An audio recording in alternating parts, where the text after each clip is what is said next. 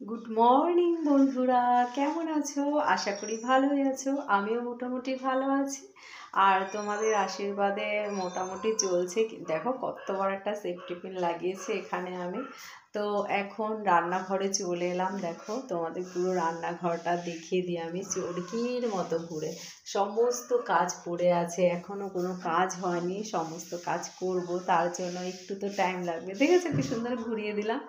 তো আশা করি তোমাদের আমার ভিডিও দেখতে ভালো লাগছে। তো আমার ভিডিও যদি তোমাদের ভালো লাগে অবশ্যই লাইক কমেন্ট করো, আর আমার সাথে থেকো, আমার পাশে থেকো। তোমাদের ভালোবাসা চাই, অনেক অনেক ভালোবাসা চাই, অনেক ভালোবাসা দিও আমাকে।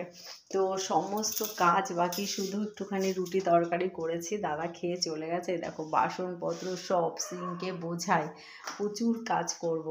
তার সাথে আজকে জিমের চালটা একটু ভিজিয়ে রেখেছি, এই যে চালটা ভিজিয়ে রেখেছি। এখন আমি ডিম আজকে ডিম করব, বুঝেছো তো। ডিম সিদ্ধটা বসিয়ে দিই। আর তোমরা তো ভালো করেই জানো কতটা প্রবলেম হয় একজন, মানে যদি ক্যামেরা ধরে না তাহলে খুব সুবিধা হয় মানে ভিডিও করতে, কিন্তু আমার তো কেউ ধরা নেই। আর এটা হচ্ছে কি একটা অ্যাপ দিয়ে করছে, এই জন্য না ফোনে এরকম করে টাচ করে ধরে থাকতে হয়, যে এক জায়গায় স্টে করে রেখে দেবো তারও কোনো উপায় নেই। আমার জিমি দেখো, এই জিমি, জিমি, এই জিমি, এদিকে আইলে, যেই বলবো এই নে সেই চলে আসবে। ওই দেখো, ওই দেখো, ওই দেখো চলে এসছে। মানে তার আগে মানে শুধু খাই খাই, জানো তো, অল টাইম শুধু খাই খাই খাই খাই করবে। মানে খেতে দিলে খুব ভালো, বলে না, মানুষও তো তাই, খেতে দিলে পড়তে দিলেই তখন তার দাম থাকে।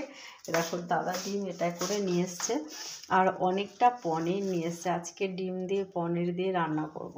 ভেবেছিলাম ফুলকপি দিয়ে করব, কারণ আমার মেয়ে ফুলকপি দিয়ে খুব ভালোবাসে খেতে।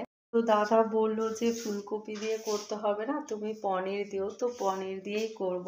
এবার যেহেতু এক হাতে ধরে আছি ফোনটা, এর জন্য অসুবিধা হচ্ছে করতে। আর গাছেও একটু জল দিয়ে এলাম, একটু সার দিলাম, সার দিয়ে গাছে জল দিয়ে এলাম। তোমাদের তো গাছ আমি দেখিয়েছিলাম, কিন্তু এখন পরে একটা রিলস করে তোমাদের দেখাবো আমার গাছে কত সুন্দর ফুল ফুটেছে, খুব সুন্দর ফুল ফুটেছে। আর অনেক প্রচুর গাছে ভরে ভরে কড়ি এসেছে। আর কালকেও হচ্ছে অনেকগুলো গাছ লাগালাম, টব নেই আর, জানো তো। আর সত্যি কথা বলতে আমার বাড়িতে একদম রোদ পড়ে না যে গাছ লাগাবো। আমার খুব ইচ্ছে একটা ফুলের বাগান করা, কিন্তু বাড়িতে প্রথম কথা জায়গাও নেই, আর হচ্ছে রোদও পড়ে না সামনেটায়, বাড়ির সামনেটায়। আর ছাদে যে রোদ পড়ে না, ছাদে খুব মুশকিল। মানে আমি নিচের ফ্লোরে থাকি, মানে ফ্লোরে থাকি, আর তিনতলা ছাদে প্রতিদিন যেতে হবে জল দিতে, খুবই কষ্ট, তোমরা তো সেটা জানোই।